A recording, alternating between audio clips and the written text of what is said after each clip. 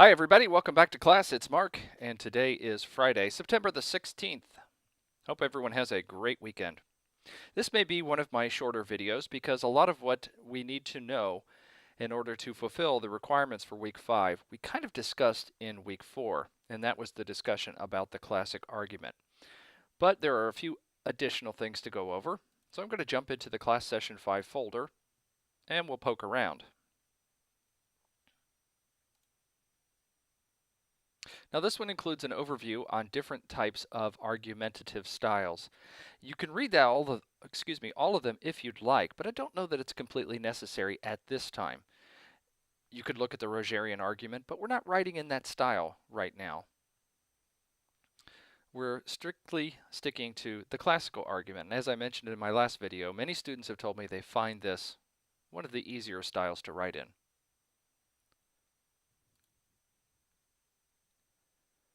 And so here's a full description of all of the different argument styles.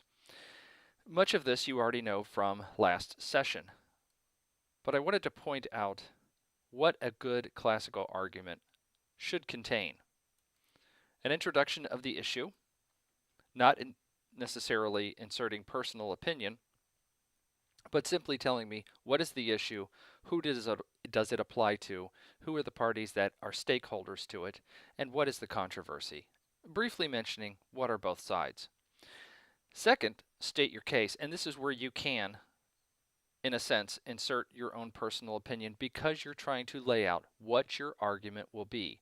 You intend to prove the following. The proposition, of course, is your central thesis for the argument. You may want to introduce some of the subtopics or briefly touch on the points that you are going to use to prove your position. And this would be the body of the paper. But of course, you also need to include the refutation. And this is why we try to write about arguments to which there are two identifiable sides, for and against, pro or con. And in the classical argument, you need to make sure that you mention what does the other side believe, who is the other side, and why they believe it, and then take some time in the essay to poke holes in their theory and to hit them head on and to show why they are wrong, meaning you are left alone as right.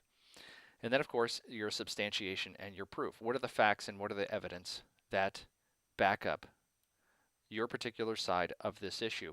And then, of course, in conclusion, it's more or less a restatement of your proposition and defining that you have proven your point by the use of the proof that you included.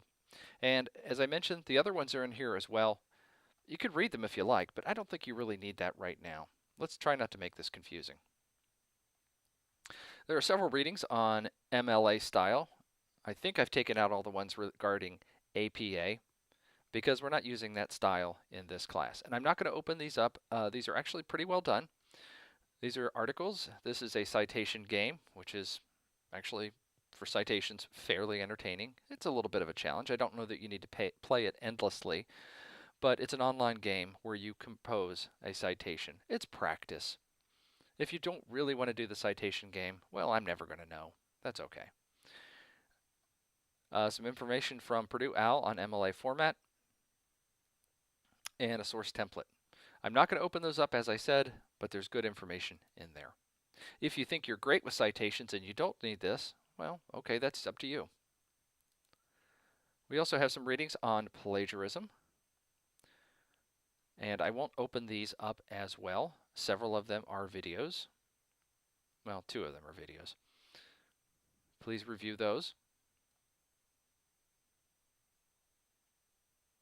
And we talked about this in the session 4 video, and that is in this session is when you will actually turn in your first draft of the classical argument. I'm sure many of you have already started on this. That's great, you're working ahead. But I will briefly open this. I won't open the PowerPoint, but I'll open the instructions one more time so we can review.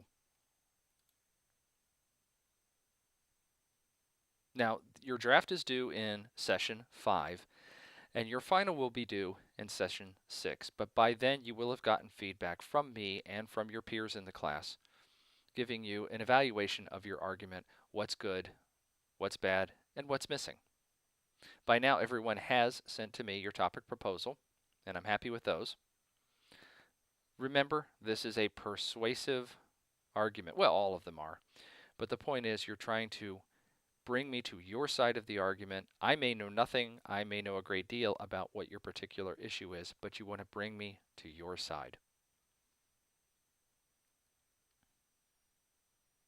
And I covered this in the last one, and I covered it briefly in this video as well. This is the outline to follow.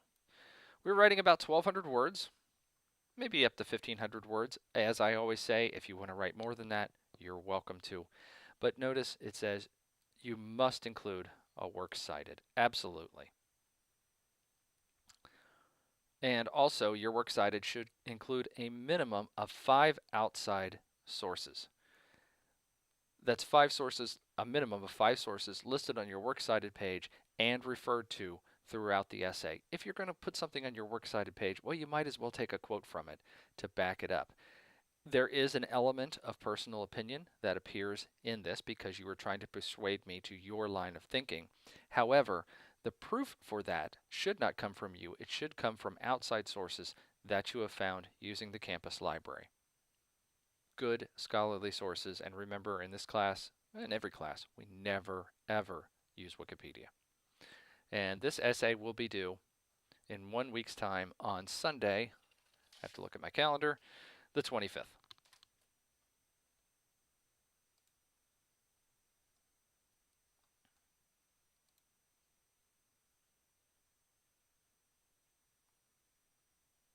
This is where you will submit the draft.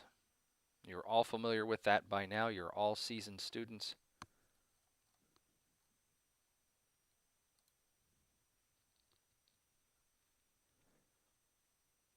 Oh, I went back too far.